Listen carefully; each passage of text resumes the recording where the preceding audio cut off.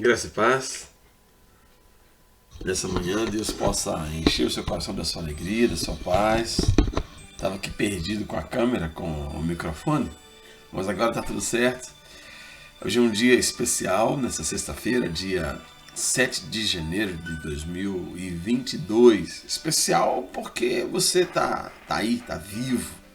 Especial porque a graça de Deus se renova na sua vida, na minha vida. E para mim, especial, eu vou explicar por quê. Hoje eu e minha esposa, nós completamos 33 anos que estamos casados. E nós estamos num tempo de jejum, de oração, mas hoje também de gratidão, de alegria, por causa de uma data para comemorar, né? Comemore conosco, agradeça a Deus conosco. Nossos filhos estão aqui, se sabem, não moram com a gente, moram fora. Aliás, nós moramos fora, né? Eles moram dentro. Mas é sempre um motivo de alegria compartilhar mais um dia de bênção que Deus nos dá. Muito bem. Quando a gente está na presença do Senhor, nós precisamos de entender uma coisa importante. Vivemos por fé e não pelo que vemos. Uma boa família é construída de base na fé. Muitas vezes no meio do caminho você experimenta dias difíceis, situação difícil para viver, mas o texto fala: vivemos por fé e não pela vista, não pelo que é.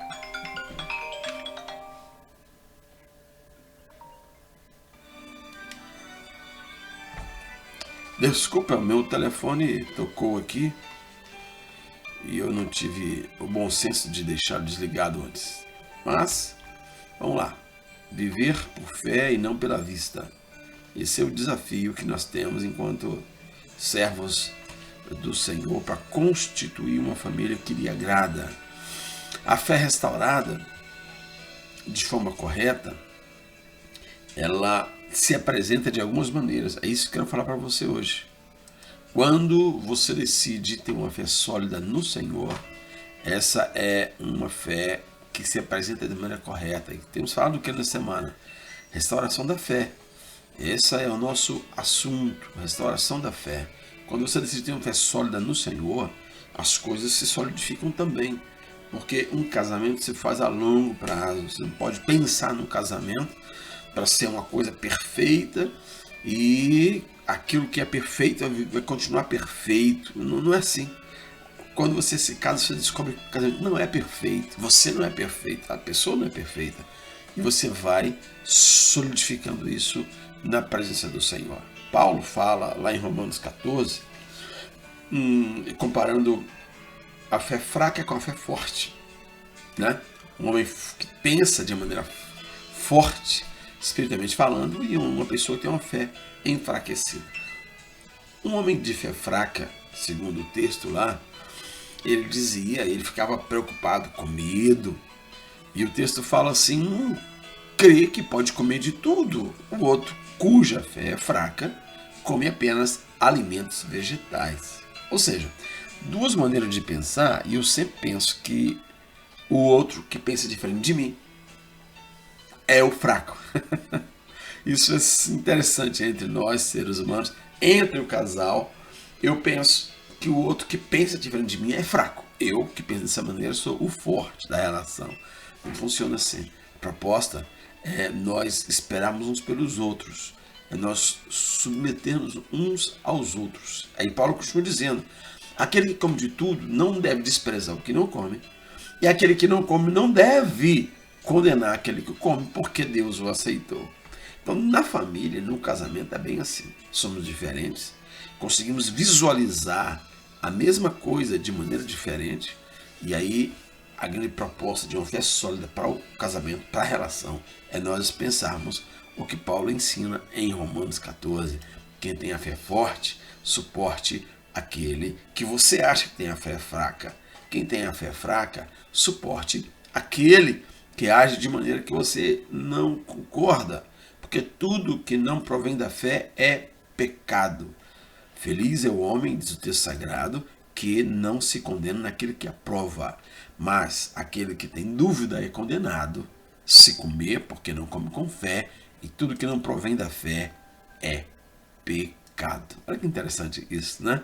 Então, na realidade, a nossa fé não pode se basear em sabedoria humana, em expectativa humana, em conhecimento humano, mas no que nós vamos construindo de experiência com Deus, acumulando de experiência com Deus.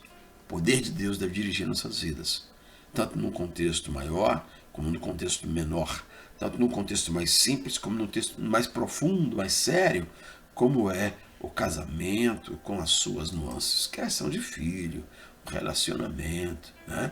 Então, em tudo que vamos fazer, nós temos que ter fé em Deus. Jesus respondeu: tenha fé em Deus. Então, como eu já disse, não se faz uma família, um relacionamento, se a fé não for a base. Uma outra coisa, além dessa consciência de Deus, é que eu tenho que ter consciência do meu pecado original. Você tem consciência disso, meu querido, minha querida? Pecado original. Pastor, então não é porque não é para falar disso mais não. Nem de pecado não se fala. Pois é, mas se eu não tenho consciência do meu pecado, eu não terei consciência também do pecado do outro. Pensando em relacionamento, eu vou me dar o direito que eu não tenho exatamente por ser um pecador. Mas, sobretudo, eu não tenho direito de comunhão com Deus. Uma família sem comunhão com Deus, ela está fadada ao fracasso. E tudo começa com a consciência do meu pecado original. Eu sou pecador desde que nasci, desde o ventre. É isso que Davi está dizendo. Em iniquidade fui formado, em pecado me concebeu a minha mãe. Ele estava ali confessando ao Senhor a situação dele. Paulo fala, anteriormente, nós também éramos mortos em nossos pensamentos, satisfazendo as obras da nossa carne, nossos escravos de desejos e pensamentos. Mas não podemos mais viver assim, diz o texto sagrado. A própria natureza criada será libertada da escravidão do pecado, da decadência que se encontra recebendo a gloriosa libertação dos filhos de Deus quando Jesus voltar. Então eu preciso conscientizar do lugar que estou, da situação que estou, para que eu seja abençoado da maneira que eu preciso ser abençoado, senão não serei. Senão, essa bênção não me alcançará. Tudo começa na confissão dos meus pecados. Senhor, eu sou um pecador. E aí, só vai existir real arrependimento se eu tiver real consciência do meu pecado, de quão pecador eu sou. Então, eu tenho que fazer tudo isso e depois aplicar a palavra de Deus no meu coração. Ter uma consciência do amor de Deus, ter uma consciência do meu pecado, aplicar a palavra de Deus no meu coração. E quando a palavra pecado no meu coração, 33 anos depois de casado, eu estou ainda aplicando a palavra no meu coração e mantendo, sustentando, abençoando, me alegrando, me satisfazendo dentro do relacionamento, né? Então, ouve e aplica a palavra no seu coração. A fé vem por ouvir a palavra de Deus. E a mensagem, a palavra, é a palavra de Deus. A mensagem do Evangelho que nós temos que ouvir é a palavra de Deus e ela vai nos fortalecendo e nos abençoando cada dia, cada dia. Então, isso vai gerando o quê? Uma esperança que cresce. Nossa esperança é que à medida que for crescendo a fé que vocês têm, as coisas aconteçam e o casamento se solidifique, se fortaleça em nome de Jesus. Os céus e a terra passarão, mas a palavra do Senhor jamais vai passar. Jesus, no seu discurso, ele vai dizendo isso e é precioso tudo isso. Bom, então eu vou crendo no Senhor, fortalecendo-me no Senhor, sustentando as bases da minha vida, o casamento na palavra do Senhor, porque os céus e a terra passarão, mas a palavra do Senhor não vai passar. E aí eu preciso de, crendo nisso, tomar posse da autoridade que tenho como filho de Deus, como servo do Senhor. E tomar posse disso, meu querido, é fé. Porque o Senhor Jesus disse que nos daria autoridade nos céus e na terra, nos abençoaria. Então, ele que tem autoridade nos céus e na terra, nos daria autoridade sobre o poder do inimigo.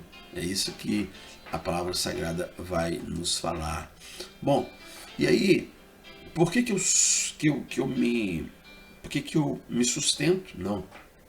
Por que sou sustentado na palavra de Deus, no poder de Deus? E 33 anos depois estamos vitoriosos contra a ação do inimigo. Porque cremos na palavra. O texto fala que o Senhor em breve esmagará Satanás debaixo dos nossos pés.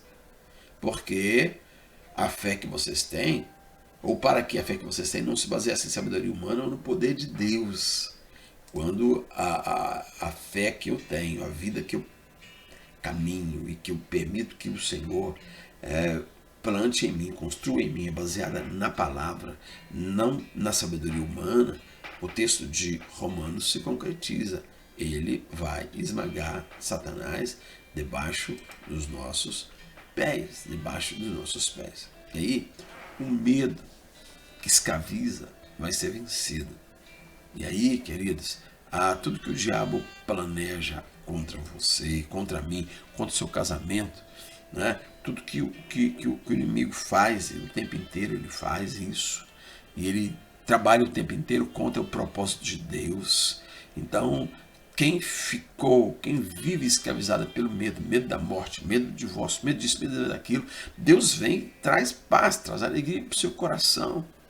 Ele põe a mão sobre João lá lá nas suas visões e fala: não tenha medo, eu sou o primeiro, eu sou o último. Aquele que tem medo não vive agradando a Deus. Não tenha medo. Saiba que Ele cuida de você. Ele derrota toda religiosidade na sua vida. Ele derrota todo medo na sua vida. Ele derrota todo orgulho, toda vaidade na sua vida. Ele derrota na sua vida toda falsidade. Ele derrota na sua vida toda imaturidade.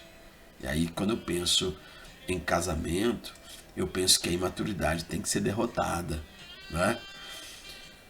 Eu preciso de crescer e deixar para trás a imaturidade pessoal.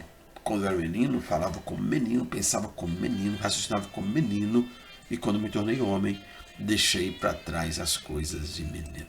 E nesse dia, a fé restaurada em você seja um imperativo para o seu crescimento, para o seu casamento, para completar 33, 40, 60 anos de casado. Anteontem, né? Eu estive com o pastor Mabanza, ele completou 65 anos de casado. Ele tem 85 anos hoje, casou-se aos 20 anos, 20 e poucos anos, 65 anos de casado, tem filho de mais de 60 anos.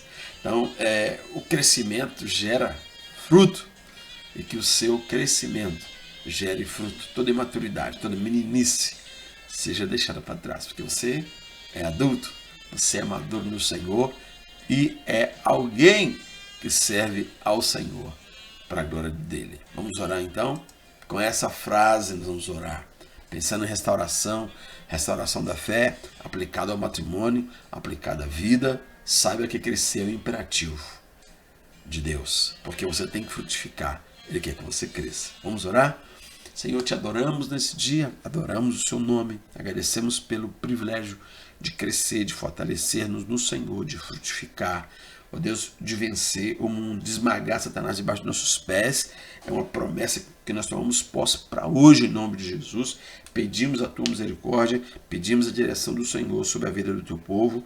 E nesse tempo de restauração, Senhor querido, restaurando a fé, restaurando a alegria, restaurando a certeza de que o Senhor está conosco em toda e qualquer circunstância, nós ministramos, ó Deus querido, uma fé na vida do teu povo, que os faça prosperar, que os faça caminhar juntos, que os faça frutificar como família e sejam frutos que permaneçam.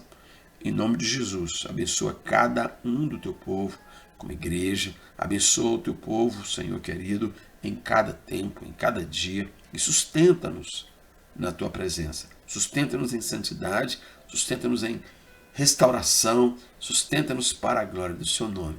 Abençoa nossos filhos, Senhor, para que cresçam também, para que vençam Satanás também, para que vençam, Senhor, nesses dias, toda ação do inimigo, toda a intenção do inimigo de nos fazer cair, toda a intenção do coração em relação ao pecado. Traz vitória para o teu povo, para nossos filhos, para os filhos de nossos filhos, e em cada geração sejamos cheios do teu Espírito Santo em nome de Jesus. Oramos pelos enfermos e os abençoamos. Pelos encarcerados, os abençoamos. Oramos por aqueles que estão hoje enfrentando medo, que sejam vitoriosos, enfrentando lutas no casamento, que tenham, ó Deus, a maturidade de adulto, não mais de menino, não mais como menino, de resolver os problemas, cheios do Espírito Santo. Oramos para cada um deles, em nome de Jesus. Amém? Crescer é o imperativo para frutificar. É por isso que estamos orando e jejuando. Você é nosso convidado. Todos os dias, 18 horas. Se você passou algum tempo em jejum, coloque-se diante do Senhor. Às 18 horas estamos orando juntos no Zoom. E aí você vem para que façamos juntos, ok? Deus te abençoe. Lembre que você é luz. E onde você passa, as trevas se dissipam. Em nome de Jesus.